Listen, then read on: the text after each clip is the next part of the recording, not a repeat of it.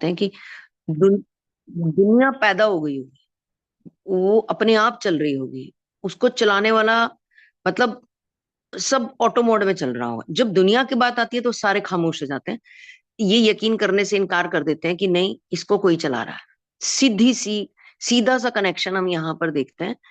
एक मिनट के लिए सारे मौन हो जाते हैं। अच्छा, फिर दुनिया कैसे चल रही है? सूरज कैसे निकल रहा है? चांद कैसे निकल रहा है? तारे कैसे आ रहे हैं? ये उल्टे सीधे क्यों नहीं हो जाते? सूरज पहले क्यों नहीं आ जाता? बाद में क्यों नहीं आ जाता? तारे दिन में क्यों नहीं आ? क्या कभी लोचा हुआ? कभी लोचा हुआ? कभी 5,000, 10,000, 20,000, 50,000 साल पहले कभी हमने देखा कोई लोचा ऐसे हुआ हो? कुछ इस तरह की चीजें कि सूरज को हनुमान जी निगल गए थे, ऐसी कहानियां हमने जो सुनी है, ऐसी चीजें सुनी है। उसके अलावा हमने कभी ऐसे ना श्री राम के जमाने में सुना, ना श्री कृष्ण के जमाने में सुना, ना किसी सतयुग, कलयुग, त्रेता, किसी युग में हमने नहीं सुना कि सूरज ने रात को आना शुरू कर दिया, तारों ने सुबह चमकना शुरू कर दिया। कोई तो है, कोई तो है जो इनको ऑर्गेनाइज कर रहा है इतने सिस्टमेटिकली। मनुष्य तो करोड़ों गलतियां करता है, और एक लेबल लगा रखा है हमने अपने माथे पे कि मनुष्य तो गलतियों का पुतला है। ये क्या है कि हम बड़े बड़े पापों से बच जाते हैं, कि हम तो गलतियों के पुतले हैं।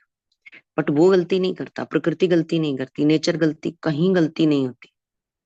जब हम गलती करते हैं तब वो आगे से गलती करता है। बहुत सारे इतिहासकार, बहुत कम इतिहासकारों ने इस ओर ध्यान दिया है कि उसका अभी तक सुरक्षित रहना कोई संयोग नहीं है, बल्कि पीढ़ी दर पीढ़ी भारत ने अपने महापुरुषों के माध्यम से जो सनातन सत्य प्रस्तुत किए हैं, उनके प्रति भक्ति का तर्क शुद्ध परिणाम है। बहुत सारे सनातनी ऐसे हुए, बहुत सारे ऐसे संत हुए, महापुरुष हुए, जिन्होंने तर्क शुद्ध परिणाम दिया है, इन सब चीजों के उत्तर दिए हैं युग युगांतरों से।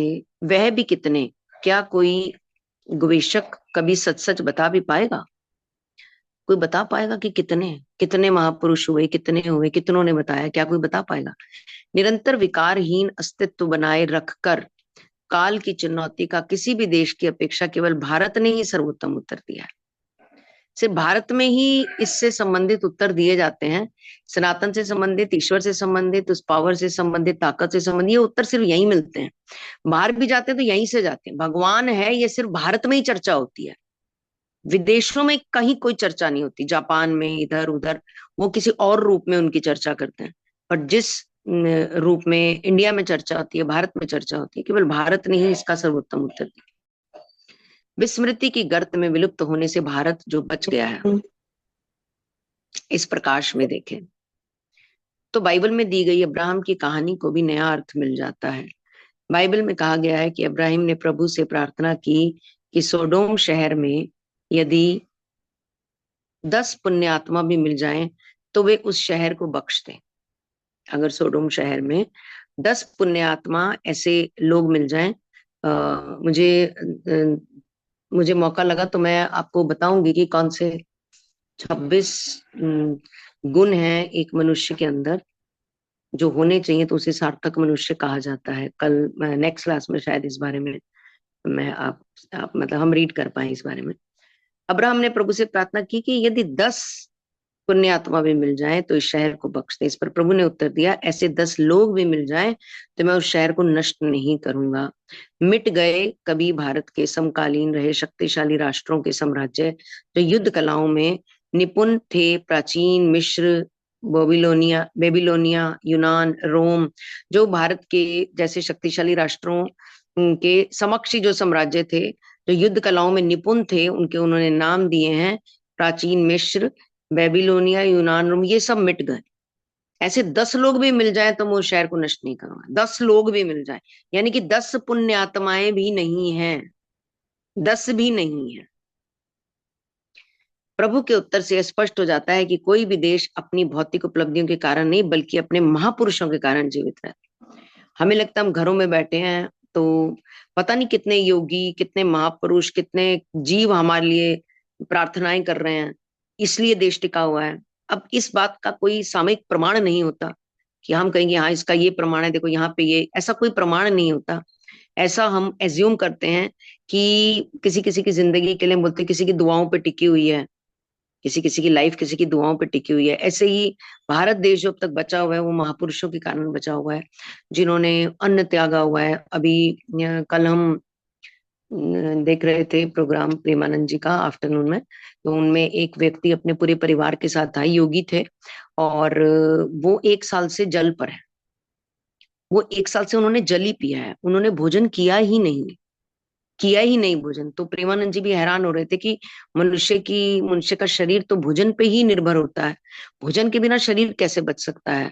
मतलब, और आप जल पीकर 1 साल, और अकेले नहीं थे, उनके साथ उनकी माता जी थी, उनके 2 पुत्र थे, वो सब लोग भी साथ में आए हुए थे। तो बहुत सारी दुनिया है जो बड़े बड़े अपने पे कंट्रोल कर रही है। भोजन को छोड़ना अपने आप में एक बहुत बड़ी बात है, ये कोई आसान काम नहीं है, बट यस, उन्होंने किया हुआ था ये काम। हाँ जी। बाद में होंगे तो स्क्रीन पता नहीं क्या है। कोई बात नहीं, मुझे मालूम है। योगदा शाखा मठ, आश्रम रांची।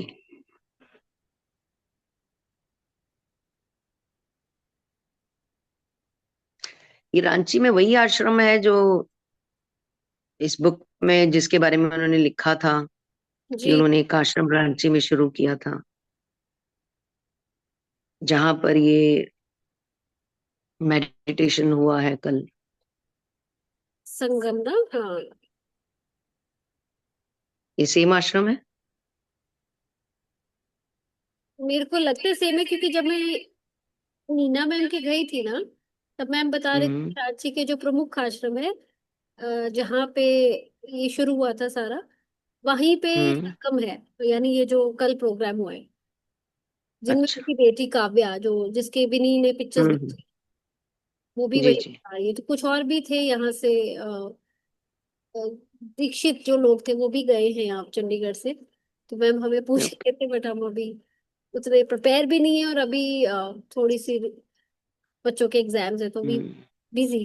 विनी छुपी रुस्तम निकली सब्जेक्ट में, यहाँ बुक में तो कम दिखती है, वहां डायरेक्ट पहुंच गई, सबसे मिलने आशीर्वाद मिल गया। यही मैं पूछने वाली थी, विनी का कैसे बना, बट चलो एनीवेज लेटर हम बात करते हैं विनी से। लकी।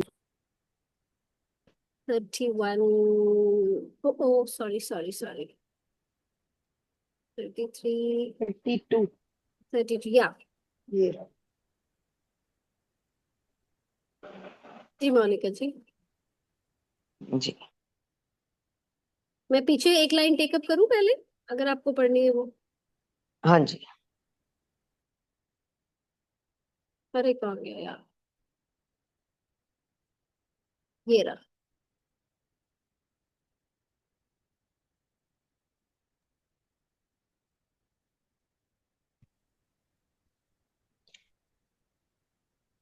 यहीं से चले, बौद्धिक आकलन। नहीं नहीं नहीं नहीं, ये तो लास्ट पढ़ लाइन। लिया, लास्ट लाइन। प्रभु के उत्तर से यह स्पष्ट हो जाता है कि कोई भी देश अपनी भौतिक उपलब्धियों के कारण नहीं, बल्कि महापुरुषों के कारण जीवित है। इस 20वीं शताब्दी में, जिसके अर्धशतक के पूरे होने से पहले ही धरती 2 बार खून से नहा चुकी है, ईश्वर की वह दिव्य वाणी फिर से सुनाई दे, जिसे कभी खरीदा नहीं जा सकता। उस निष्पक्ष न्यायाधीश की दृष्टि में महान हो ऐसे 10 लोग भी जिस देश में होंगे, वह देश कभी मिट नहीं सकता। केवल 10, केवल 10, बहुत अधिक भी नहीं। अगर 10 लोग भी ऐसी पुण्य आत्माएं हैं जिनके अंदर 26 तरह के दोष नहीं है, जिनमें से 8 से 10 तो हम सब जानते हैं, 8 से 10 दोष तो हम सबको मालूम है, बट टोटल 26 होते हैं, वो हम कल बात करेंगे उसके बारे में। तो ऐसे 10 लोग भी जिस देश में होंगे, वो देश कभी नहीं मिटेगा। ऐसी धारणाओं को मानने के कारण ही भारत काल के हजारों छल कपटों के आगे बुद्धिहीन सिद्ध नहीं हुआ।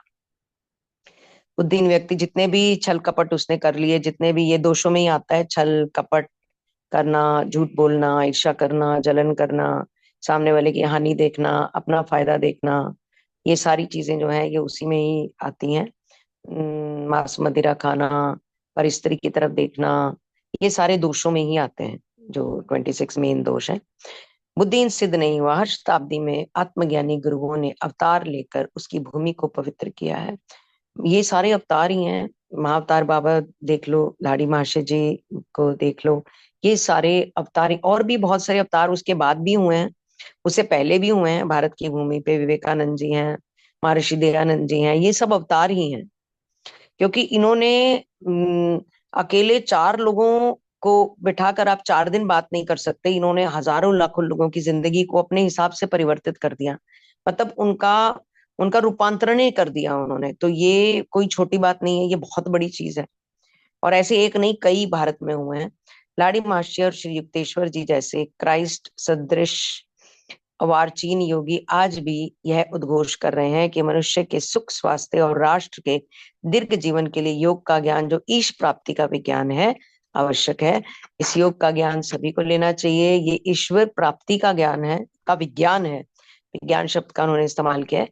तो सबको इसका इसका प्रैक्टिस सबको करना चाहिए। अभी तक लाड़ी महाशय के जीवन एवं उनकी सर्वलोकोपयोगी शिक्षाओं के बारे में बहुत कम जानकारी छपकर प्रकाशित हुई। बिकॉज आप देखिए, क्रिया योग के बारे में आपको कब पता चला? क्रिया के बारे में इस सेशन में जितने भी लोग हैं, उनमें से उन लोगों को कब पता चला?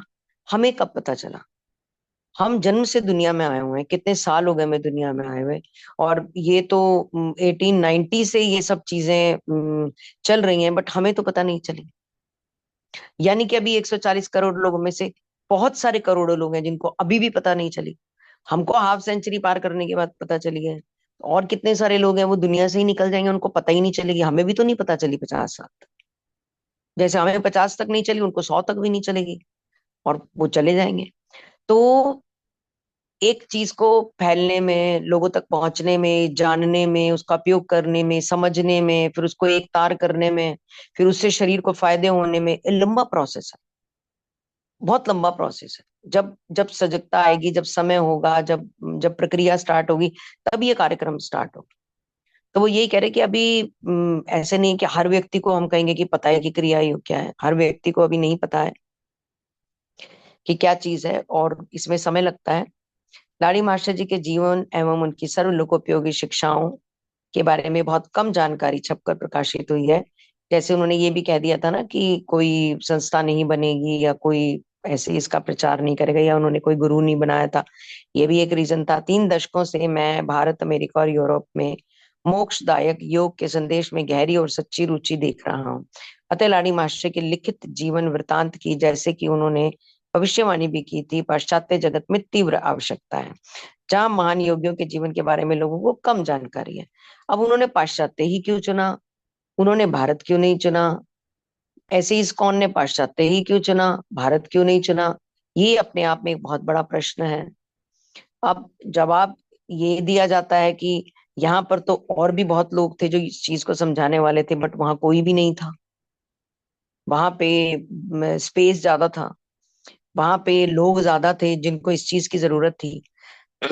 ऐसे ही इन्होंने भी सीधा अमेरिका ही चुना इस काम के लिए, और योगानंदा जी को भी बोला कि तुम वहां जाओगे और वहां पे इसकी शिक्षा दोगे।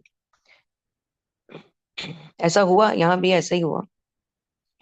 वहां पर लोगों को अत्यंत कम, कम नहीं अत्यंत कम जानकारी है। वहां किसी घर में ऐसे भगवान की मूर्ति नहीं है कोई, वो लोग अपने जीसस को मानते हैं, या कोई कोई तो, मतलब वहां के जो एक डेली रूटीन है, जो स्पीड है, उसमें लोग इस चीज के लिए समय ही नहीं निकालते कि किसी उस ऐसी पावर को भी याद करना है जिसने सब कुछ किया है। वो कहते हैं हम कर रहे हैं सब कुछ, देयर इज नो वन, हम सब कुछ कर रहे हैं। लाडी महाशय का जन्म 30 सितंबर 1828 ईस्वी को एक धर्मनिष्ठ प्राचीन ब्राह्मण कुल में बंगाल के नदिया जिले में स्थित घुर्नी ग्राम में हुआ था। वे आदरणीय श्री गौर मोहन लाड़ी की दूसरी पत्नी श्रीमती मुक्त काशी की संतानों में एकमात्र पुत्र थे। पहली पत्नी के 3 पुत्रों को जन्म देने के पश्चात एक तीर्थ यात्रा के दौरान देहांत हो गया था। उनके बचपन में ही उनकी माता का भी देहांत हो गया था। उनकी माता के बारे में बहुत कम जानकारी उपलब्ध है। लाड़ी मास्टर जी की बात हो रही है। सिवाय इस महत्वपूर्ण तथ्य के कि वे शास्त्रों में जिन्हें महायोगीश्वर कहा गया है, उन भगवान शिव की अनन्य भक्त थे। वे शिव की भक्त थी। लाड़ी महाशय जी की मदर, जो पहली उनकी मदर थी, वो तीर्थ यात्रा के दौरान चली गई थी। उनके 3 पुत्र थे। लाड़ी महाशय का पूरा नाम श्याम चरण लाड़ी था। उनका बचपन घुर्नी में उनके पैतृक निवास में ही बीता। 3-4 वर्ष की आयु में ही वे प्राय बालू में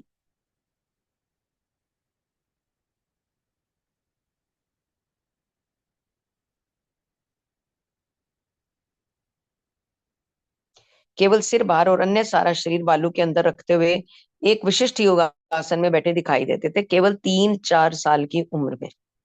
इतनी छोटी उम्र में वो ये एक्टिविटी करते थे कि केवल सिर बाहर रहता था और पूरा शरीर उनका बालू के अंदर होता था। जैसा अक्सर हमने हिंदी मूवीज में कभी कभी या कभी किसी सन्यासी को ऐसे देखा है हमने, और सुना भी है।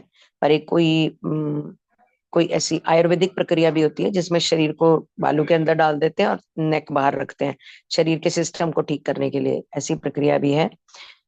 1833 ईस्वी में गांव के निकट से बहती जलंगी नदी ने अपना मार्ग बदल दिया और वह गंगा में विलीन हो गई। उसके मार्ग परिवर्तन के कारण लाड़ी परिवार की सारी जमीन जायदाद नष्ट हो गई। घर के साथ लाड़ी परिवार द्वारा प्रतिष्ठित शिव मंदिर भी नदी के गर्भ में समा गया। नदी ने अपना रास्ता बदल लिया, और जिस रास्ते में शायद लाड़ी मास्टर जी का परिवार था या जो जमीन थी, वो नदी बदलकर उस तरफ से बहने लगी और फिर वो गंगा में मिल गई, और उनका जो शिव मंदिर था वहां पे, वो भी नदी के गर्भ में समा गया। एक भक्त ने उफनते जल में से शिव की प्रस्तर प्रतिमा को बचाया और उसे एक नए मंदिर में रख दिया, जो अब घुर्नी शिव मंदिर के नाम से विख्यात है। शिव मंदिर में से शिव की मूर्ति को बचा लिया गया और एक दूसरे मंदिर में उसे स्थापित कर दिया गया।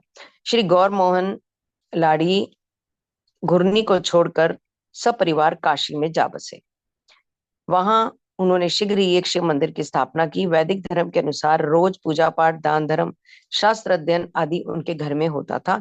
वे काशी ही चले गए अपनी फैमिली के साथ, वहीं पर वे रहने लगे, और वहां पर उनके घर में वैदिक धर्म के अनुसार जो भी शास्त्रों में नियम होते हैं, पूजा पाठ, दान धर्म, शास्त्र पढ़ना, बुक्स पढ़ना, जो शास्त्र की किताबें होती हैं, जिन घरों में मतलब जो लोग बहुत प्रभु के साथ कनेक्टेड करना चाहते हैं अपने आप को, वो ये शास्त्र अध्ययन जरूर करते हैं, क्योंकि सारे राज इन्हीं में छिपे होते हैं।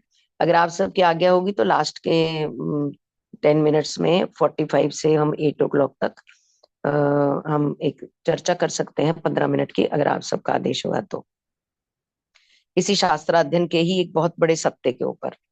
आदि उनके घर में होता था। वे न्यायपरायण तथा उदार दृष्टिकोण वाले व्यक्ति थे। आधुनिक विचारधारा की उपयोगिता की वे अवहेलना नहीं करते थे, बट आधुनिक विचारधारा के अनुसार जीवन चल रहा था, बट उसकी अवहेलना नहीं करते थे। पर वो अपने, उनका जो दैनिक कर्म था वो वैसे ही चलता था, दान धर्म, पूजा पाठ और शास्त्र अध्ययन। बालक मैंने देखा है कि जो इस तरह के पर्यावरण जिनके घर में होते हैं, वो ऐसे नाक की सीध में चलते हैं, ये करा, ये करा, ये करा, ये करा, उन नाक की सीध में चलते हैं, अपना नियम पूरा करते हैं। उसके बाद उनके खाने के समय भी निश्चित होते हैं, नहाने के समय, सोने के समय, उठने के समय, उनके जीवन में डिसिप्लिन बहुत ज्यादा होता है, जो इस तरह से ऊंचाइयों पर पहुंचते हैं। कभी भी खा लिया, कभी भी सो गए, कभी भी उठ गए, कभी भी चले गए, कभी भी ये, कभी भी वो, कभी वॉक कर ली, कभी एक्सरसाइज कर ली, कभी नहीं करी, ऐसा नहीं होता उनके जीवन में। सब हमने अपने पुराने टाइम में हिंदी मूवीज में भी देखा है, अपने आसपास भी देखा है, समाज में भी देखा है, अपने रिश्तेदारों में भी देखा है। कुछ लोगों के घर में बहुत ज्यादा नियम होते हैं, बहुत ज्यादा। आप सबके रिश्तेदारों में भी कोई ना कोई, किसी के कोई मामा जी, किसी के कोई चाचा जी, या कोई ताऊ जी, या कोई बड़े पापा ऐसे होंगे कि 7 बजे खाना खा लेते हैं तो खाना लग जाता है उनके घर में। 9 बजे लाइट बंद होती है तो लाइट बंद हो जाती है उनके घर में, सारा घर सो जाता है। ऐसे हमने बहुत देखे हैं। नियम होता है, बहुत सारी फैमिलीज में होता है, बहुत सारी में नहीं भी होता है। तो वो एक उदार दृष्टिकोण वाले व्यक्ति थे, उनकी अवहेलना नहीं करते थे, चुप रहते थे, पर अपना नियम पूरा करते थे। आधुनिक विचारधारा की उपयोगिता की वे अवहेलना नहीं करते थे। बालक लाड़ी ने काशी की पाठशालाओं में हिंदी और उर्दू की पढ़ाई की। उन्होंने जय नारायण घोषाल के विद्यालय में संस्कृत, बंगाली, फ्रेंच तथा अंग्रेजी की शिक्षा भी प्राप्त की। उस टाइम में फ्रेंच सीखी, उस टाइम में। हमारे स्कूलों में अब आई है फ्रेंच, 10-12 साल पहले, उन्होंने उस टाइम सीखी। जब 2004 में हम डीपीएस में थे, तब फ्रेंच नहीं थी वहां, 2010 या 12 में आई है, और उन्होंने उस टाइम फ्रेंच सीखी थी, की भी शिक्षा प्राप्त की थी। वेदों का वे गहरा अध्ययन करते थे और विद्वान ब्राह्मणों की शास्त्र चर्चाओं को मन लगाकर सुनते थे। इन विद्वानों में एक महाराष्ट्रीय पंडित श्री नाग भट्ट भी थे। ये हम लाड़ी महाशय जी के बारे में पढ़ रहे हैं, महाअवतार बाबा के बारे में नहीं, लाड़ी महाशय जी के। श्याम चरण दयालु, विनम्र और साहसी बच्चा था, जो अपने सभी साथी, किसी एक बच्चे के बारे में बात हो रही है। श्यामचरण दयालु, विनम्र और साहसी बच्चा था, जो अपने सभी साथियों में अत्यंत लोकप्रिय था। उसका शरीर सुडौल, स्वस्थ तथा बलिष्ठ था। तैराकी तथा शारीरिक पटुता के अनेक कार्य में वह निष्पात था, अच्छे से करता था। मोनिका जी, श्यामचरण उनका फर्स्ट नेम है। अच्छा, लाडी मास्टर जी का। जी अभी ऊपर के पैराग्राफ में है। ओके ओके, ये लाडी मास्टर जी के बारे में ही बता रहे हैं। श्यामचरण दयालु, विनम्र और साहसी बच्चा था, जो अपने सभी साथियों में अत्यंत लोकप्रिय था। उनका शरीर सुडौल, स्वस्थ तथा बलिष्ठ था। तैराकी तथा शारीरिक पटुता के अनेक कार्यों में वह निष्णात थे।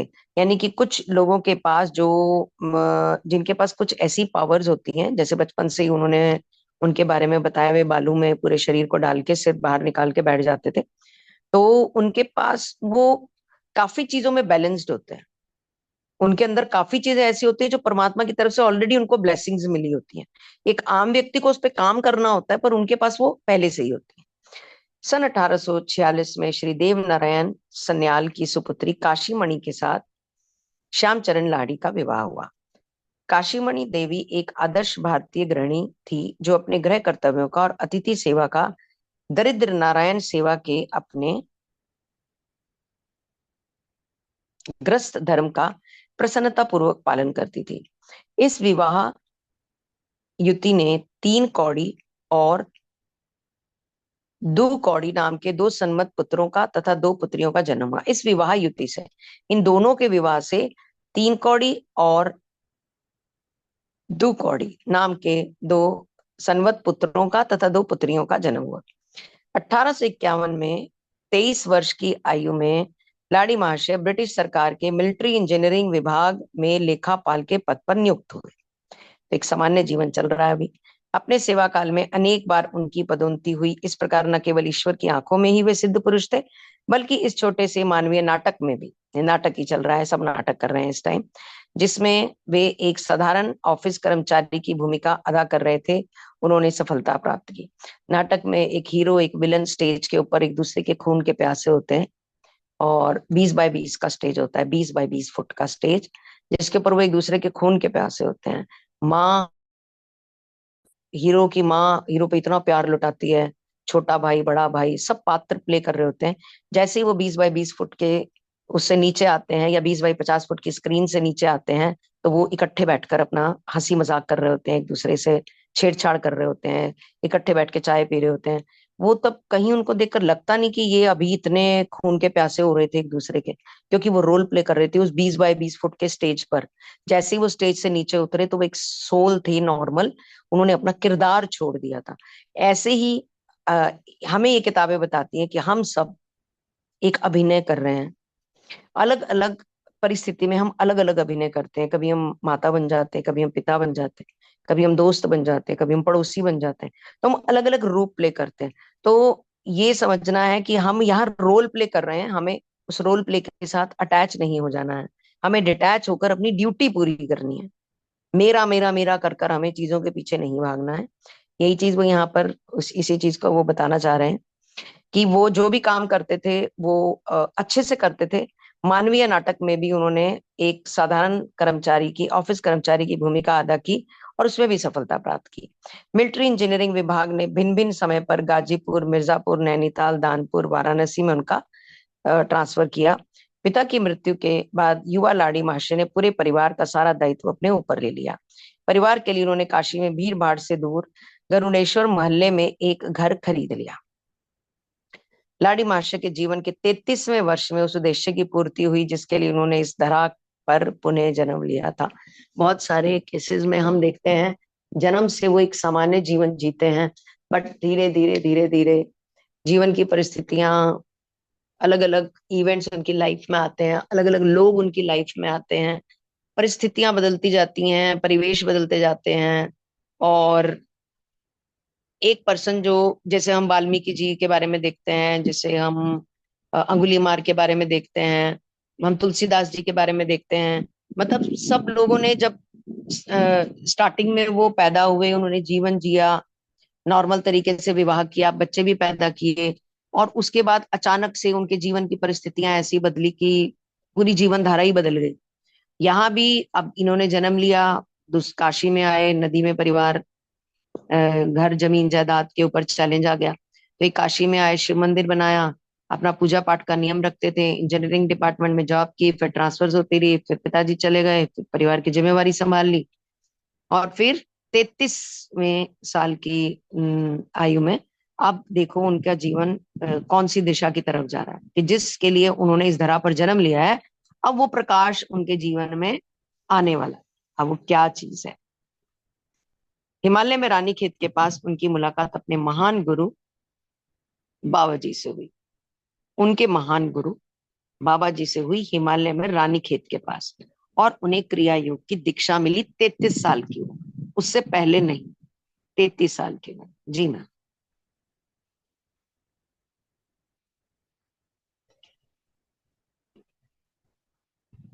हिमालय की पहाड़ियों में द्वाराहाट के निकट स्थित योगदा सत्संग सोसाइटी का आश्रम एवं एकांतवास,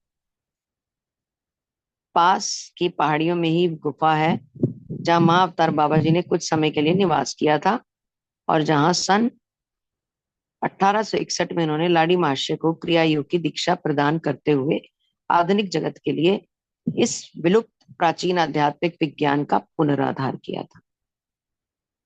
अध्याय 34 विष्णु। चलिए, बहुत सुंदर जगह है।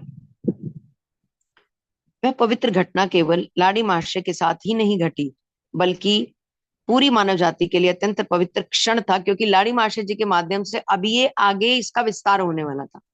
ये कहां कहां जाने वाली थी, किस किस को इसका अनुभव मिलने वाला था। तो ये एक अत्यंत पवित्र क्षण था। योग की लुप्त हुई या दीर्घ काल तक अज्ञात रही सर्वोच्च विद्या पुनः प्रकाश में लाई गई उनके द्वारा। पौराणिक कथा में जिस प्रकार गंगा ने स्वर्ग से पृथ्वी पर उतरकर अपने तुषातुर भक्त भगीरथ को अपने दिव्य जल से संतुष्ट किया, उसी प्रकार 1861 में क्रिया योग रूपी दिव्य सरिता हिमालय की गुफाओं से मनुष्य की कोलाहल भरी बस्तियों की ओर बह चली। कोलाहल भरी मतलब शोर, मनुष्य के भीतर भी शोर है, बाहर भी शोर, हर जगह शोर ही शोर है। उस शोर में उसको अपने भीतर की आवाज कभी सुनाई नहीं देती, उसको सिर्फ बाहर की आवाज सुनाई देती है, क्योंकि भीतर की आवाज सुनने के लिए एक अद्भुत खामोशी चाहिए होती है, एक शांति चाहिए होती है, और उस शांति में बहुत महीन आवाजों को सुनना होता है, अपने भीतर की आवाजों को सुनना होता है। तो इतना ना तो समय किसी के पास है, ना इतना चिंतन कोई करता है, ना इस बारे में कोई सोचता है, और ना इतनी भाग दौड़ में इस तरफ किसी का ध्यान जाता है। और अगर आप किसी को कह भी देते हो ना इस बारे में, तो वो बोलता है कि कोई कोई तो ये भी कह देता है कि ये तो फालतू लोगों का काम, ये मेडिटेशन, ये वेल्ले, तुम जो वेल्ले है ना, वो जिनके पास समय है, भैया हमारे पास तो बहुत काम है, हमें तो पता नहीं अभी दुनिया में क्या क्या करना है, कितना आविष्कार करने हैं, तुम्हारे पास खाली समय, तुम करो मेडिटेशन। मतलब इतना बड़ा उनको माया जाल, एक माया जाल तो नहीं, इतना जंजाल लगता है उनको कि शांति से 2 मिनट कैसे बैठ जाए, क्योंकि सब कॉन्शियस में इसकी ट्रेनिंग ही नहीं है, बचपन से भाग रहे हैं, सिर्फ भाग रहे हैं बचपन से। कभी पढ़ाई के लिए भाग रहे हैं, कभी नौकरी के लिए भाग रहे हैं, कभी कॉलेज के लिए भाग रहे हैं, कभी कपड़ों के लिए भाग रहे हैं, कभी फैशन के लिए भाग रहे हैं, कभी अच्छे स्कूलों के लिए भाग रहे हैं, कभी नौकरी के लिए भाग रहे हैं, कभी शादी के लिए भाग रहे हैं, कभी लड़की नहीं मिल रही, कभी लड़का नहीं मिल रहा, कभी बच्चों के लिए भाग रहे हैं, कभी बच्चा नहीं हो रहा, डॉक्टरों के भाग रहे हैं, भाग ही रहे हैं, बस भागते ही चले जा रहे हैं। और उस भागने में इसीलिए कोलाहल वर्ड उन्होंने यूज किया कि उस कोलाहल भरी बस्तियों की ओर बह चले। ये जो क्रिया योग है, मैं ब्रह्मा हूं, ये लाड़ी महाशय जी।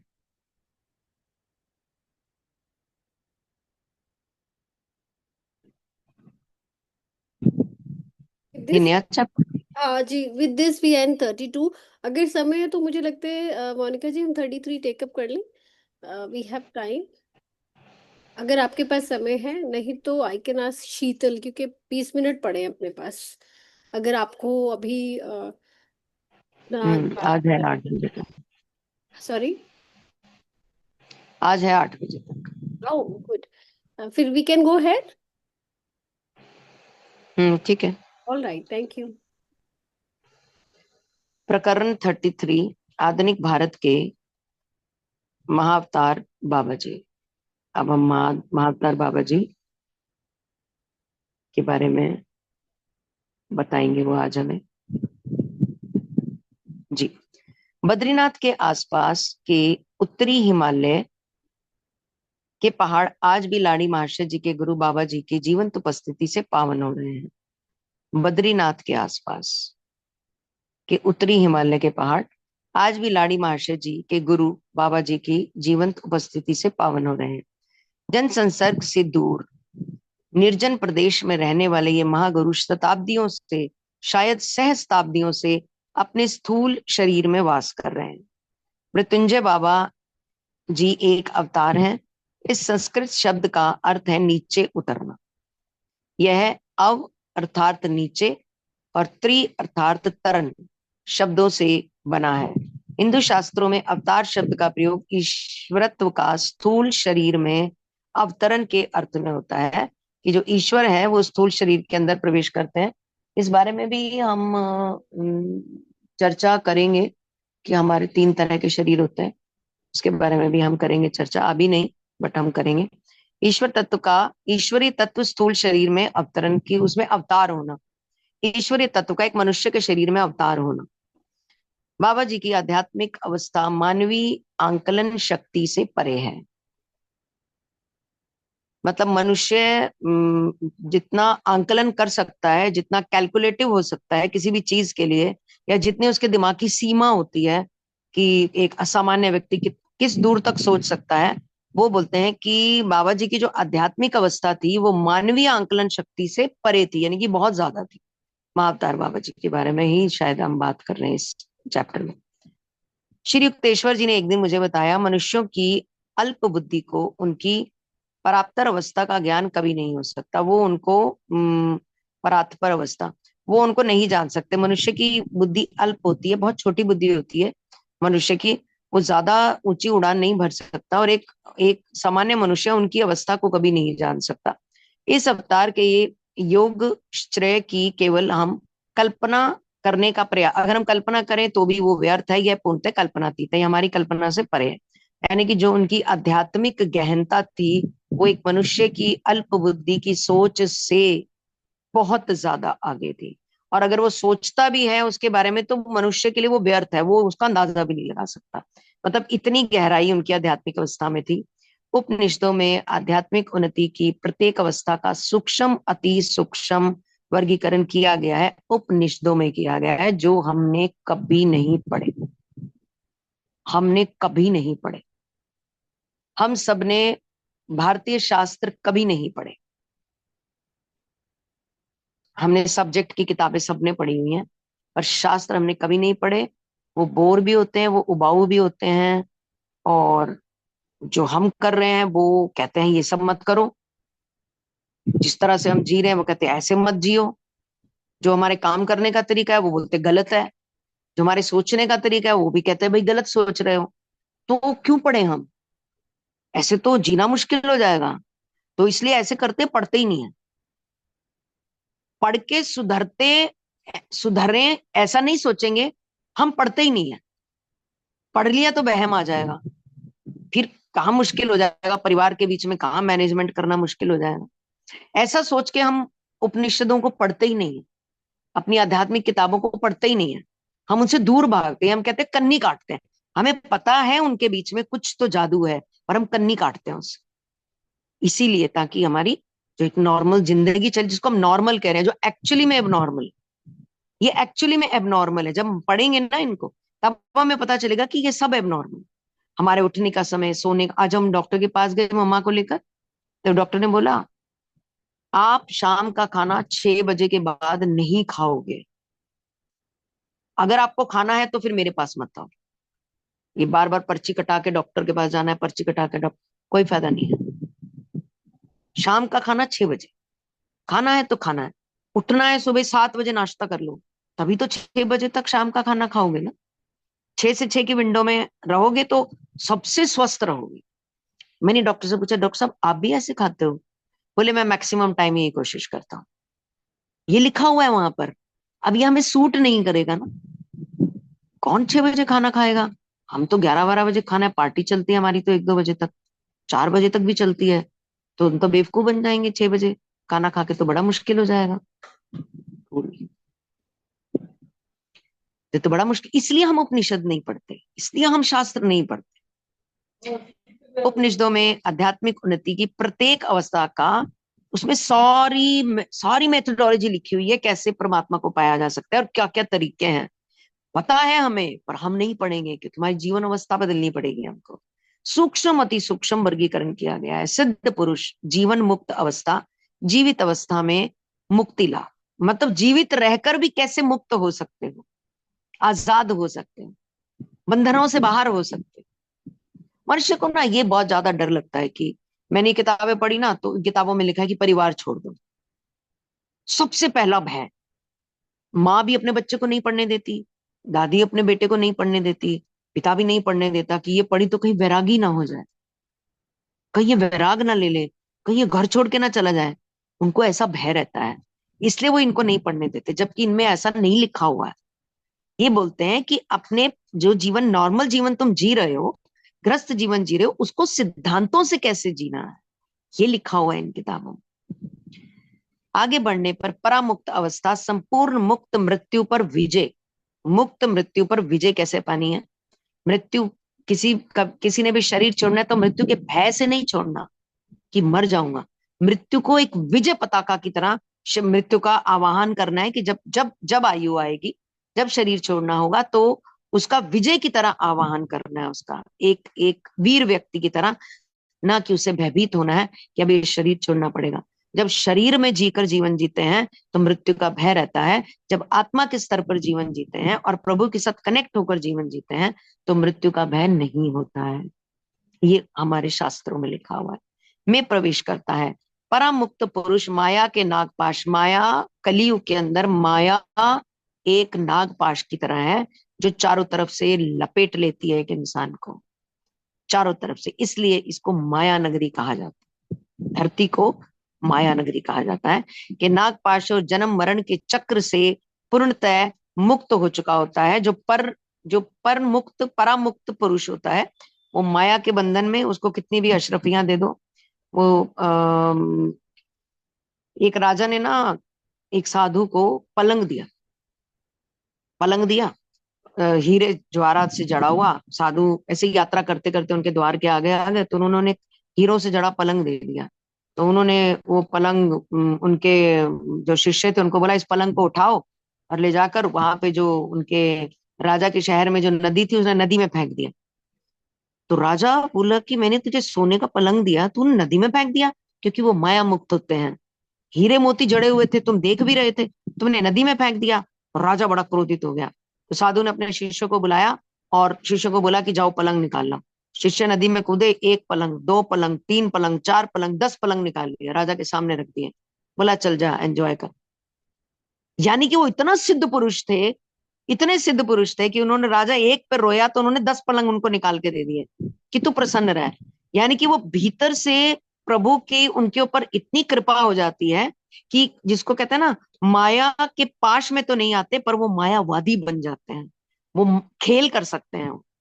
तो वो ऐसे उन्होंने खेला किया, पर उनको उसका कोई लालच नहीं था कि मुझे मणियों से बना हुआ एक पलंग राजा ने दिया है तो मैं इसके लालच में आ जाऊं। ऐसा उन्होंने बिल्कुल नहीं किया। परामुक्त पुरुष माया के नागपाश से बिल्कुल बाहर होता है, इसलिए परामुक्त कदाचित ही पुनः स्थूल शरीर धारण करता है, और यदि वह पुनः जन्म ले ही लेता है तो संसार पर ईश्वर की आशीर्वाद वर्षा का माध्यम बनकर आता है। अगर उसे स्थूल शरीर, स्थूल जिस शरीर में हम बैठे हुए हैं इसको स्थूल शरीर कहते हैं, अगर वो स्थूल शरीर में जन्म ले ही लेता है, लेता ही, अगर उसका दोबारा हो ही जाता है तो वो अवतार ही बनकर आता है, क्योंकि वो माया के चक्र में फंसा नहीं था। वो एक अलग ही लेवल पर उनकी लाइफ चल रही थी, वो किसी बंधन में नहीं थे, किसी नागपाश में नहीं थे। तो कहते हैं कि अगर उनको स्थूल शरीर मिल ही जाता है दोबारा, वैसे तो मिलता नहीं है, वो मुक्त हो जाते हैं, बट अगर उनको मिल ही जाता है तो वो दुनिया के लिए एक ब्लेसिंग्स का माध्यम बनकर आते हैं। उन्हें ही अवतार कहते हैं। अवतार पर शुद्धि के कोई नियम लागू नहीं होते, सृष्टि के कोई नियम लागू नहीं होते। उनका शुद्ध शरीर प्रकाश की मूर्ति की तरह होता है और उस पर प्रकृति का कोई ऋण नहीं होता। हम सब पर प्रकृति का ऋण, हम सब पर, हमने कुछ दिन पहले भी इस बारे में बात की थी कि हम पर ऋण है, हम पर पेड़ों का ऋण है, हम पर हवा का ऋण है, हम पर प्रकाश का, अगर हम माने तो, अगर हम माने तो कि कोई सत्ता है जो हमें ये सब दे रही है। अगर हम नहीं माने कि कुछ भी नहीं है, बैंक की आवाज हुई और धरती पैदा हो गई, अगर हम ये सब माने तो फिर हम इनके ऋण को भी कुछ नहीं मानेंगे। बट अगर हम ये माने कि हवा का मुझ पर ऋण है, क्योंकि इन्हीं से तो मैं बना हुआ हूँ, इन्हीं 5 तत्वों से तो बना हूं, इन्हीं 5 तत्वों में मैं मिल जाऊंगा, हर व्यक्ति इन्हीं 5 तत्वों में मिलेगा, तो मैं इनका ऋण कैसे चुकाऊंगा? ऋण मुझे जीते जी चुकाना है। मुझे हवा को साफ रखना है, मुझे पेड़ उगाने हैं, ऑक्सीजन का इंतजाम करना है, मुझे ये सारी चीजों की जिम्मेवारी उठानी है, तो मैं इनका ऋण चुका पा रहा हूँ। खुद भी उठानी है और मेरे को अपने परिवार को भी सिखानी है, कोशिश करनी है समाज को भी सिखानी है। कोई सुनता है तो समाज भी सीखे, अगर लोग सुनने को तैयार हैं। आप अपना कर्म कर दो, अपनी तरफ से बोल दो, कोई माने ना माने वो उसकी मर्जी है, बट आप अपना कर्म कर दो। तो इनका हम पर ऋण है, इस ऋण को हमें चुकाना होता है, ये हमारी जिम्मेवारी होती है। सामान्य दृष्टि को अवतार के शरीर में कोई असाधारण बात नजर नहीं आती, सामान्य दृष्टि नहीं मानेगी, लॉजिकल माइंड कभी नहीं मानेगा। उसके साथ मत्था फोड़ लो तुम जितना मर्जी, लॉजिकल माइंड एक पर एक तर्क रखता रहेगा, रात के 3 बज जाएंगे वो आपसे तार्किक बहस करता रहेगा, वो कभी नहीं मानेगा। हाँ, वो बड़ों की रिस्पेक्ट के चलते मान ले कि हाँ चलो कह रहे हैं, पेरेंट्स हैं तो सिर झुका लिया, बट उसका लॉजिकल माइंड, जो आज की युवा पीढ़ी है, उनका लॉजिकल माइंड इतनी जल्दी इन चीजों को नहीं मानता। वो ऐसे माया ने शिकंजा कसा हुआ है उनके दिमाग के ऊपर, उनके लॉजिक्स ऐसे वो अपने पेश करते हैं कि कोई सबूत दिखाओ मुझे कि किसको कभी भगवान दिखे हैं, कोई सबूत दिखाओ। वो ये मानने को बिल्कुल तैयार नहीं है कि ये सब जो हमें मिला हुआ है ये उन्हीं उन्हीं का दिया हुआ है। इवन हमारा शरीर भी जो पूरा पूरा हमें मिला हुआ है, किसी किसी को पूरा नहीं मिला हुआ है, हमें पूरा मिला हुआ है, ये उन्हीं की वजह से मिला हुआ है। बट लॉजिकल माइंड नहीं मानेगा, उनको कोई असाधारण बात नजर नहीं आएगी। परंतु कभी कभी प्रसंग गानुरूप उस शरीर की ना तो छाया पड़ती है, ना ही जमीन पर पद चिन्ह बनता है। ये माया के अंधकार और भौतिक बंधनों से आंतरिक मुक्ति के बाह्य प्रतीकात्मक प्रमाण होते हैं, जो भी हमारे भौतिक बंधन है उनसे बाहर या माया के अंधकार से बाहर। और जब चलते हैं तो उनके पद चिन्ह भी नहीं बनते, ना उनकी कोई शैडो होती है, ऐसा कुछ नहीं होता, ना ही जमीन पर उनकी कोई निशान आते हैं। केवल ऐसा भागवत पुरुष ही जीवन और मृत्यु की परस्पर संबद्धता के पीछे विद्यमान सत्य को जानता है। केवल वही जान सकता है कि जीवन और मृत्यु के परे क्या है। नोबडी नोस कि जीवन और मृत्यु के परे क्या है। उमर खयाम, जिन्हें लोगों ने पूर्णतः गलत समझा है, ने ऐसे मुक्त मानव के विषय में अपने अमर महाकाव्य में रुबाइयों में लिखा है कि ओ सुहासिनी, ओ विदु वदनी, तेरी आभा है अक्षय, प्रिय देख हो रहा चंद्रमा स्वच्छ गगन पर पुनः उदय, होगी कितनी बार आज के बार यह उदय इसी प्रकार, और इसी झुरमुट में मुझको खोज खोज जाएगा हार। अक्षय आभा युक्त सुहासिनी विदु वदनी प्रिया पराशक्ति अर्थात ईश्वर है, जो एकमात्र काल दोष रहित, जिस पर समय का कोई दोष नहीं होता। कहते हैं ना, उसका समय अच्छा चल रहा है, इसका समय खराब चल रहा है, समय ठीक चल रहा है, वो समय के उससे बाहर होते हैं। तेज से भी तेजस्वी शाश्वत तारे की तरह होते हैं। स्वच्छ गगन का चंद्रमा तो बाह्य सृष्टि है, जो उदय अस्त के नियतकालिक आवर्तनों के नियम से बंधी हुई है। तो उदय और अस्त का इनको समय मिला हुआ है, जो बाहर से हमें चंद्रमा दिख रहा है वो करे तो बाह्य सृष्टि है, जो एक नियम की रस्सी से बंधी हुई है। आत्म साक्षात्कार के द्वारा इस फारसी संत ने अपने आप को इस जगत में या माया अर्थात प्रकृति के झुरमुट में बार बार लौट आने की विवशता से सदा के लिए मुक्त कर लिया था। और इसी झुरमुट में मुझको खोज खोज जाएगा हार, किसी चिर मुक्त की खोज करते ब्रह्मांड के लिए कैसी घोर निराशा। ईसा मसीह ने अपने मुक्त आत्मा होने का संकेत दूसरे प्रकार से दिया, और एक शास्त्री ने पास आकर उनसे कहा, हे गुरु, आप जहां भी जाएंगे मैं आपके पीछे पीछे आऊंगा। और यीशु ने उनसे कहा, लोमड़ियों के रहने के लिए मानदे हैं जी, आकाश के पंक्षियों के लिए घोंसले हैं, परंतु मानव पुत्र के लिए सिर टेकने के लिए भी कहीं ठौर नहीं है। सबके लिए कहीं ना कुछ है, पर मनुष्य के लिए, मानव पुत्र के लिए सिर टेकने के लिए कहीं ठौर नहीं है। सर्वव्यापकता के कारण दिग दिगांतर में व्याप्त ईसा मसीह के पीछे पीछे जाना क्या सर्वव्यापी परम तत्व में विलीन हुए बिना संभव था? मतलब ईसा मसीह के पीछे जाना, जब तक वो परम तत्व को प्राप्त ना करें और परम तत्व में विलीन ना हुए, तब तक वो ईसा मसीह के पीछे नहीं जा सकते। प्राचीन भारत में कृष्ण, राम, बुद्ध तथा पतंजलि जैसे अवतार हुए। दक्षिण भारत में एक अवतार अगस्त्य और विपुल काव्य साहित्य की रचना हुई। उन्होंने ईसा के पूर्व और ईसा के बाद की अनेक शताब्दियों में अनेक चमत्कार भी किए, और उनके विषय में मान्यता है कि वे आज भी सशरीर इस संसार में विद्यमान है। आगे सत्य जी की बात हो गई।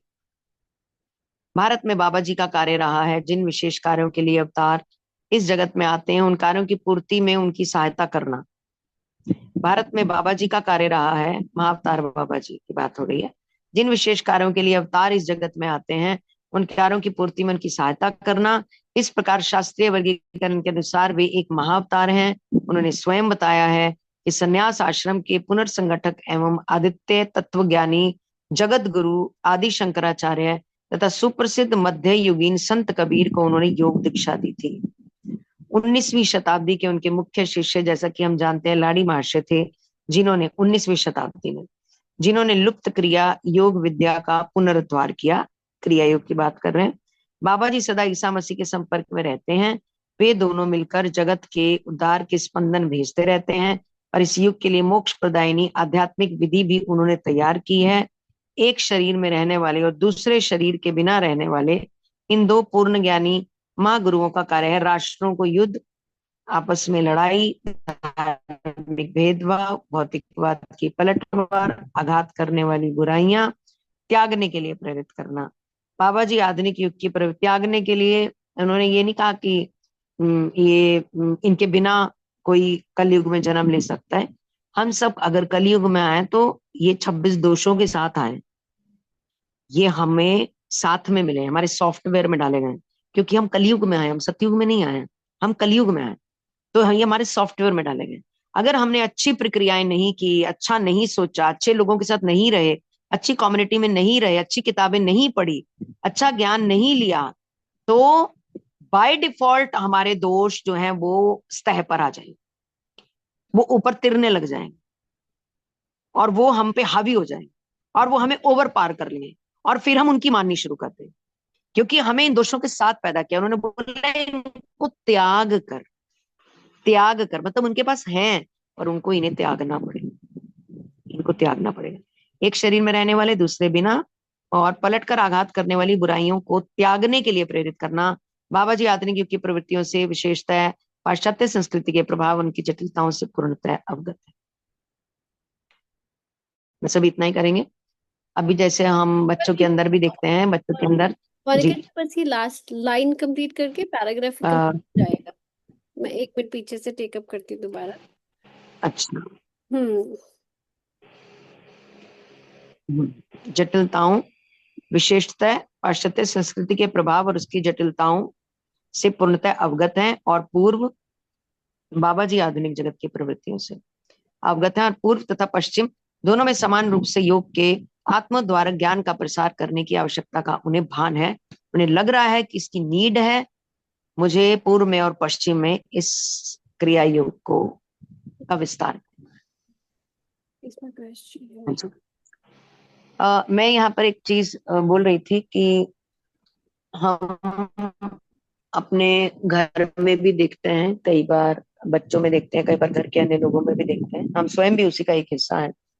कभी कोई बुराई अगर नजर आती है तो इजी रहना है, क्योंकि कलयुग में है, तो इसलिए किसी के भीतर कुछ, किसी के भीतर कुछ, सबके अंदर अपनी अपनी तरह के विचार रहते हैं, तो हैरान परेशान नहीं होना, इजी रहना है, और कभी भी उस बुराई को हटाने की कोशिश नहीं करनी। हमने उस बुराई को हटाने, सामने वाले की बात कर रही हूँ, अभी अपनी बात नहीं कर रही, उसको जैसे बार बार टॉन्ट करना, बार बार बोलना, हाँ तुम तो ये है, तुम्हारा तो ये, तुम्हारी तो ये चीज है, तुम्हारा तो वो नहीं, बल्कि क्योंकि वो सॉफ्टवेयर में मिली हुई है, कसूर नहीं है उनका, वो सॉफ्टवेयर में है, तो सॉल्यूशन क्या है? क्या बुराई रहने दें, हम भी नहीं हटाएं तो कैसे जाएगी? हमने क्या करना है, हमने अच्छी चीजों को ज्यादा भरना शुरू कर देना है, उसकी जगह अच्छी उसकी तो चर्चा ही नहीं करनी, जो बुराई है उसको एज इट इज रहने दो, और अच्छी चीजों को उनके अंदर भरना शुरू कर दो। कोई एक अच्छी हैबिट डाल दो, कोई एक अच्छी आदत डाल दो, कोई एक अच्छी किताब पढ़ लो, कोई उनके साथ पढ़नी शुरू कर दो। जब हम अच्छी चीज को उनके अंदर भरना शुरू करते हैं तो पुरानी चीज के पैर उखड़ने लगते हैं, वो अपना स्थान छोड़ने लगती है, क्योंकि नई चीज की ताकत बुरी चीज से हजारों गुना ज्यादा होती है, हजारों गुना ज्यादा, क्योंकि उसका प्रकाश अद्भुत होता है। और जो बुरी चीज होती है उसकी शक्ति क्षीण होती है। स्वरूप होता है उसके पास, पर उसकी शक्ति क्षीण होती है। जब प्रकाशमयी चीजें हम शरीर के अंदर या बुद्धि के अंदर या मन के अंदर डालते हैं, तो वो पुरानी चीज, बुरी चीज पैर उखाड़ने लगती है, और धीरे धीरे प्रभुत्व प्रकाश का हो जाता है। और कब वो अपने आप जाएगी, आपको कुछ नहीं करना, वो अपने आप उनके जीवन से चीज चली जाती है। समय लगता है इसमें, कभी 3 महीने, कभी 6 महीने, कभी 1 साल, बट बहुत अद्भुत रिजल्ट मिलते हैं। और उसकी चर्चा भी नहीं करनी, जो कमी बच्चे के अंदर है या किसी बड़े के अंदर है, उसकी चर्चा भी नहीं करनी। ये नहीं कि चर्चा करते रहना, चर्चा भी नहीं करनी। आप खुद देखेंगे, अपने आप बोलेंगे कि चलो इसे छोड़ते हैं, या चीज अच्छी नहीं है, हम लेते तो हैं, लेनी नहीं चाहिए। अपने आप ऐसे व्यक्ति के मुंह से आप सुनना शुरू करेंगे, जो अपने आप में एक अद्भुत चीज है। जी मैम। बहुत बढ़िया मोनिका जी, मुझे बहुत अच्छी लगी ये बात ना अभी, अम, कि आपने कहा कि उसकी तो बात ही नहीं करनी है, जबकि हम अक्सर यही कर रहे होते हैं कि जो हमें चीज दिख रही होती है, हमें हमारी इंटेंट होती है कि ग्लास सुधर जाए, और हम उसी का जिक्र कर रहे होते हैं। तो आप जैसे जैसे बोल रहे थे, मैं वैसे वैसे रिकॉल कर रही थी अपने बच्चों के साथ कि कहाँ पे मैं क्या कर रही होती हूँ। तो बहुत सही लगा। मेरे पास मैगी बैठी हुई थी, तो कई बार मैं मैगी, माई पेट, तो उसको बोलते थे मैं Maggi, Maggi you're a good girl, Maggi you're a good girl, get down. तो लेकिन बिल्कुल सही है, बिल्कुल सही है कि सही बात कही। ज्यादा मतलब हाँ, ये बहुत अच्छा लगा आपने कहा ना कि जब हम सही चीजें भरने लग जाते हैं, तो जो बुरी चीजें होती हैं, क्योंकि उसके पैर कमजोर होते हैं, तो वो खड़ना चालू होता है। ये बहुत ठीक है, बहुत ठीक है, बिल्कुल ही ठीक है। लेकिन इसको कि झूठ बोलने वाला देखो ना कितना कमजोर होता है, जो झूठ बोल रहा होता है, देखा कैसे पत्ते की तरह कांप रहा होता है, हम्म, आंख नहीं मिलाता, जमीन की तरफ देखता है, आजू बाजू बगले झांक रहा होता है, क्योंकि वो कमजोर होता है। ऐसे ही सारी बुराइयां कमजोर होती हैं, शक्तिशाली नहीं होती वो। और सत्य में बड़ी ताकत होती है, गुणों में बड़ी ताकत होती है। बिल्कुल। तो ये जो मेरी, मैं कोशिश तो मेरी रहती है ये करने की, हालांकि वो कोशिश शायद मुझे लगता है 50% होती होगी। तो वो उसको बढ़ाना पड़ेगा मुझे, और बढ़ाना है, कोशिश यही है। तो I take it to 70 80 and gradually to 90 and 100, कि सिर्फ अच्छी बात ही की जाए, बुरी का जिक्र ही ना किया जाए। और ये गलतियां हम रोजमर्रा ही कर रहे हैं, every day. Thank you so much Monica ji. जी। Over to the tier room for sharing the reflections. हालांकि टाइम कम है, लेकिन जल्दी जल्दी से कोई वन लाइन। हमारी तरफ से भी थैंक यू मोनिका जी को। मोनिका जी बहुत बढ़िया समझाती हैं, शीतल जी भी समझाती हैं, आप लोग सब समझाते हैं अपनी तरीके से। मोनिका जी जितना कोई नहीं है, उनकी बात ही अलग है। Yes, मोनिका जी और तुषार जी, जैसे शिल्पा ना जी, सुनैना जी, बहुत एक अमेजिंग। आप लोग तो हाँ, बिल्कुल। सही कहा, सुनैना जी भी। तो मैं मोनिका जी आपसे एक क्वेश्चन वी आर करूं, ऑल्सो उस दिन देयर, आप डोंट एक, वरी। जी, यस, हम सबकी जड़ों में तो सुनैना मैम ही है। हम तो उससे उगने वाले फूल हैं। जड़ हम तो सुनैना मैम ही है। मोनिका जी, हम वाह वाह वाह वाह, आपने तो मुझे पौधा बना दिया मोनिका जी, ट्री या प्लांट। मैं ना, हम सेशन शुरू होने से पहले मोनिका जी कहाँ गए? गए? ओह, मोनिका जी को बता, मोनिका जी गए। मोनिका जी आ गई। मोनिका जी, आप चले गए थे, मैंने एक बात शेयर करनी थी। जब सेशन शुरू होना था ना, तो सुनैना बाहर थी। मैंने कहा तुम कहाँ हो, तुम पहुंचो जल्दी। कहती मैंने करना ही क्या है, मोनिका जी सेशन पढ़ाएंगे, तुम ओपन करोगी, शीतल समराइज कर देगी, मैंने क्या करना है आके। मैंने कहा तुमने आके सिर्फ तारीफें बटोरनी है जो मोनिका जी ने तुम्हें देनी है। वही बात है। कहती हाँ ये। मुझे सच हो गया, सच हो गया। ये सत्य और है, इसमें मोनिका जी, कोई क्या शक नहीं। आप ट्रेन में सफर कर रहे हो, क्या कर रहे हो?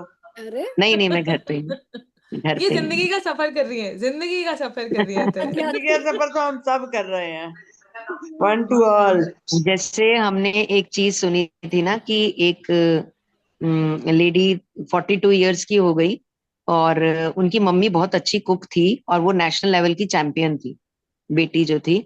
और बेटी जब घर में मम्मी खाना बनाती तो सारे उनकी मम्मी की बहुत तारीफ करते थे। और वो घर पे ही होती थी, अनमैरिड थी तब। वो सुनती थी, पर उसको कभी खाना जल जाता था, कभी कैसे। तो उसने बोला this is not cup of my T.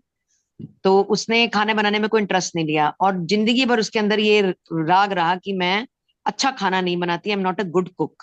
और ये दुख रहा, पीड़ा रही, बट वो नेशनल चैंपियन रही, वो गोल्ड मेडल्स लाई, उसकी वजह से उसको गवर्नमेंट जॉब मिली, सब कुछ मिला। वो अपनी इस क्वालिटी को कभी शाइन ही नहीं कर पाती थी। जब बाद में वो इन किताबों में आई, इन किताबों के संपर्क में आई, तब उनको पता चला कि उनके अंदर भी एक इतनी बड़ी क्वालिटी थी जिसको कभी उन्होंने सराहा ही नहीं। और वो हमेशा अपनी मम्मी की अच्छी कुकिंग से बाद में तो जेलस भी करने लगी। जब उनके हस्बैंड भी उनके मायके में जाते थे और कहते थे तुम्हारी मम्मी की तो लगता है उंगलियां चाट जाऊं मैं, तो फिर तो वो बहुत ही ज्यादा जेलस होने लग गई। पहले तो होती थी कि अब मेरे हस्बैंड भी मेरी मम्मी की तारीफ कर रहे हैं। तो जब 42 ईयर्स में उन्होंने ये किताबें पढ़ी, तब तब उन्होंने अपने आप को इतना ब्लेस किया और गॉड को इतना थैंक यू किया कि मैं कभी अपनी पावर को जान ही नहीं पाई, कि मैं कुकिंग के लिए पैदा ही नहीं हुई थी। मैं तो इस चीज के लिए पैदा हुई थी जिसकी वजह से आज मैं कमा रही हूँ, मेरी शादी हुई, मेरी फैमिली हुई। ये सिर्फ इसी वजह से हुई क्योंकि मैं नेशनल लेवल की प्लेयर हूँ। तो ये किताबों ने ही हमें बताया, उससे पहले नोबडी नोज की एक्चुअली में हम कहाँ सरवाइव कर। ये बात तो है, हम दूसरों की क्वालिटी को ढूंढते रहते हैं, अपनी क्वालिटी भूल जाते हैं। ये बात है, बिल्कुल ठीक। होती है लोगों में, पर दैट्स राइट मोनिका जी जी, बिल्कुल सही, ऐसा ही होता है। अगेन, जो आप चीजें बोलती हो ना, वो एक्चुअली पे कहीं ना कहीं सबकी लाइफ में इम्प्लीमेंट हो रही होती है, सेम ही application. That is true, that is very valid. Thank you so much ji. Kusum ji, you want to share something? हाँ नहीं, मैं भी आप ही की बात को एग्री कर रही थी जी। कि यस, वट एवर ये मोनिका मैम कह रहे हैं, मतलब मैं भी कनेक्ट कर रही थी अपने से। Yes, all these things are happening with me.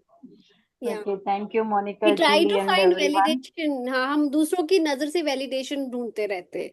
Fine fine quality fine. है लेकिन एंड वो we valid. Prove and we try to prove ourself, I think perfect, कि हम अच्छी मम्मी, अच्छी वाइफ, अच्छा ये वाह, अच्छा नहीं, वो भी है।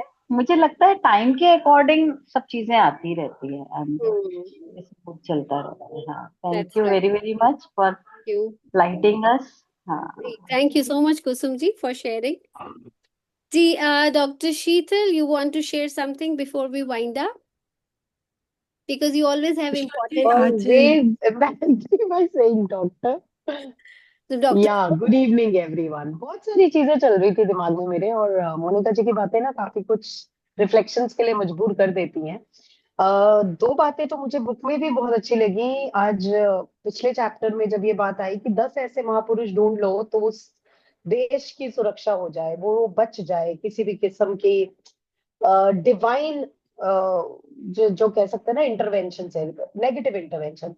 अब हाल फिलहाल में जो हम हाल देख रहे हैं नेपाल का, मुझे ध्यान वहां जा रहा था कि सृष्टि तो अपना जो भी इस समय रूप दिखा रही है, वो एक चेंज देखना चाह रही है, हो भी रही है। और जहां तक मैं सुन रही हूँ लोगों को, और स्पिरिचुअल लोगों को सुन रही हूँ, इट्स बीइंग टोल्ड कि 3D से वो सीधा 5D में जा रही है, 4D को स्किप कर रही है। तो बहुत चेंजेस आएंगे, और 2028 से 32 में तो मोस्ट लाइकली 75% आबादी भी चली जाएगी।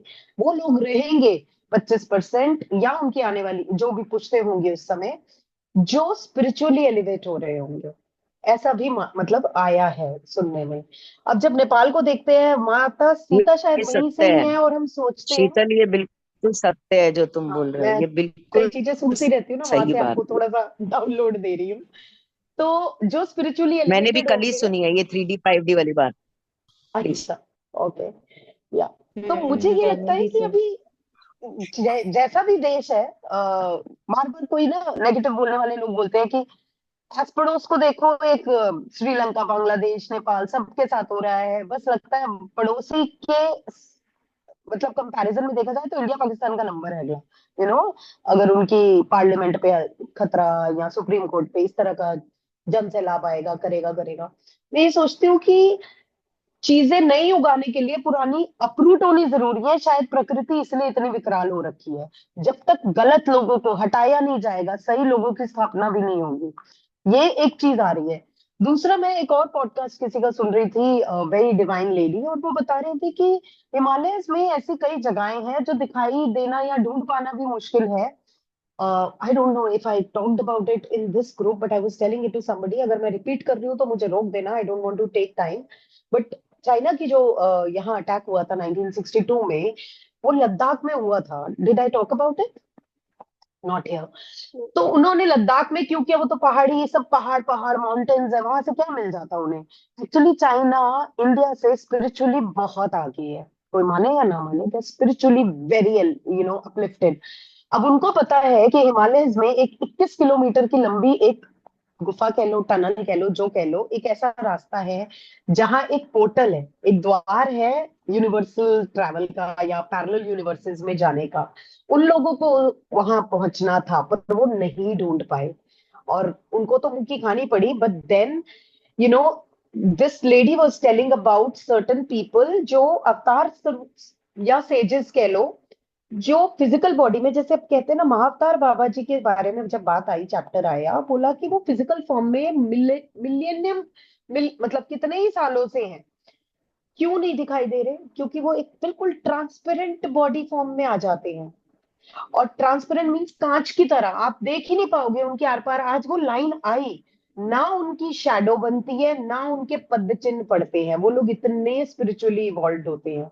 विच means Mahavatar Baba ji is one of them. वो दिखाई क्यों नहीं दे रहे एक आम नेकेड आई को? क्योंकि एक तो वो हमारी कॉम्प्रिहेंशन से परे है, हम नहीं उनको डिस्क्राइब कर सकते।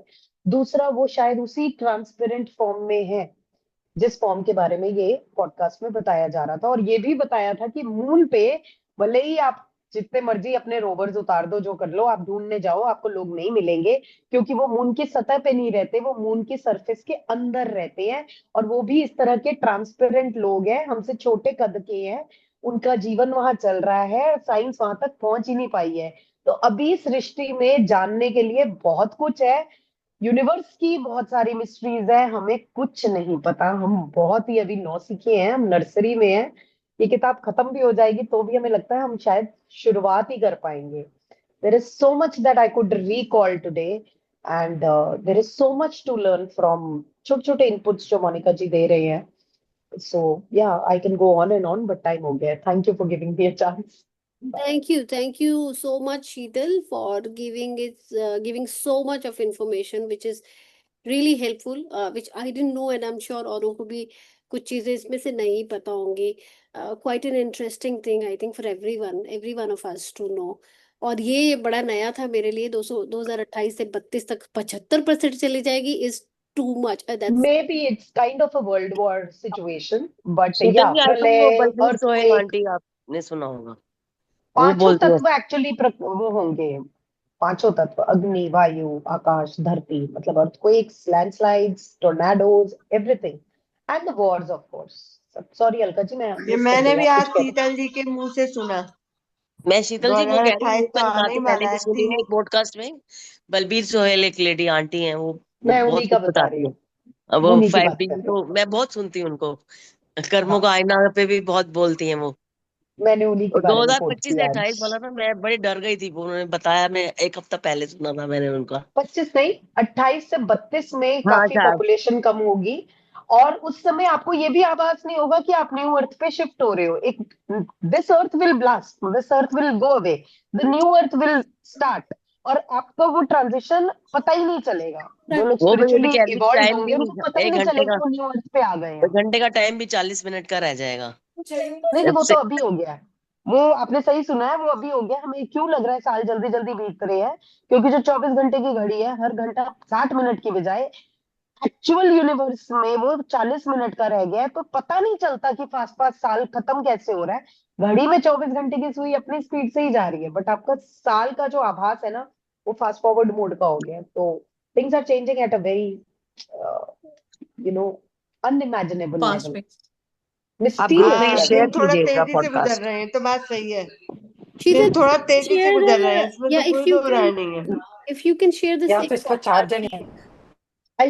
I'll check if I find it. Otherwise, Balbir ji Anyone? के नाम से जो पॉडकास्ट है, बलबीर I'll सोहेल find है, it. बहुत बुजुर्ग आंटी ये है। मेरे को लगता है बहुत लोगों ने सुना है, ये मैंने भी सुना है अभी अभी मजेदार 3-4 आंटी दिन है वो पहले ही बहुत। आया just. She Balbir is peer very, आज Nana, it's बुजुर्ग your very हैं, काफी duty. बुजुर्ग हैं। It's your duty मुझे to share it. वो मुझे यूट्यूब पे है क्या? वो यूट्यूब पे है क्या? भूमिका हाँ जी, जी, वो हाँ जी। यूट्यूब पे होंगे, आपको मैं लिंकवा दूंगी आपको शेयर आपको। करवाते हैं. सुनैना और हाँ अलका करो। जी और शीतल तीनों ने सुना है. तीनों में से कोई भी उसका लिंक शेयर कर देना. हाँ जी, हाँ जी, जी, राइट. बिल्कुल वो थैंक बिल्कुल। वो पास्ट लाइफ रिग्रेशंस के थ्रू ये सब जानती है। हाँ, यू. O nice. चलिए, बढ़िया बढ़िया बढ़िया, बहुत मैंने बहुत बढ़िया। गोरी टॉपिक थी ऐसी आंटी। डाइवर्ट बातें कर तो दिया। बहुत बहुत बढ़िया लगती है। All right. Thank you. Thank you so much, Sheetal, for sharing. Thank you, Alka ji. Thank you, Sunaina. Thank you so much, Monica ji. I think time Thank to you. wind Thank up. you so much. Thank you, Sangeeta ji. Let's Thank hello you. wind up. Tushar ji, Monika ji आज किसी चीज पर discuss करने वाले थे। पर वो आज अब टाइम नेक्स्ट नहीं में बचा, वो हम करेंगे। स्पेशल लेंगे अभी आई थिंक 26 टाइम फॉलेट। हो गई। अगर ओके, आप लोग के पास कल समय है, अगर मोनिका जी के पास कल समय है तो हम कल भी टेकअप कर सकते हैं, if she has time, same time. कर सकते हैं। मैं पोल रेज कर ऐसे दूंगी कंफ्यूज अगर मत करो, जो लोग आज नो तुषार, जो लोग आज प्रेजेंट नहीं है वो कहेंगे अचानक से ये वाली कॉल का हमें पता ही नहीं था, हम नहीं नहीं, प्रिपेयर्ड मैं नहीं थे, तो ग्रुप में ऐसे I am mid sharing. Week. Oh, I'm sharing it in the group. I said I'll raise the मेरे ख्याल poll हम if they are मेरे ख्याल हम all नेक्स्ट क्लास में करें भी 10 कर मिनट्स तो सकते हैं। बेटर रहेगा, That's फिर okay. मैं भी मिस वही नहीं होगा सोच, किसी का। हाँ, अगर छोटा सब्जेक्ट है we can do it in the next session then. छोटा ही है, 10 से 12 मिनट। ठीक है, डन है, डन है। We'll start with that then. ठीक है, Right. Fine. Thank you. Let's join the hands okay, together thank you for the so much. Thank concluding you. prayer. या सर्वे भवन्तु सुखिनः, सर्वे सन्तु निरामया, सर्वे भद्राणि पश्यन्तु, मा कश्चित् दुःखभाग् भवेत्। ओम शांति शांति शांति। Thank you so much everyone for joining, showing Thank your you. Shanti presence. Thank you, Shanti. Thanks everyone. All, bye Shubh bye. Thank you, Ratri, good night. Thank you. Thank you thank so bye bye. much everyone. Thank Thank you, you, Monica ji. Thank you everyone. Thank you.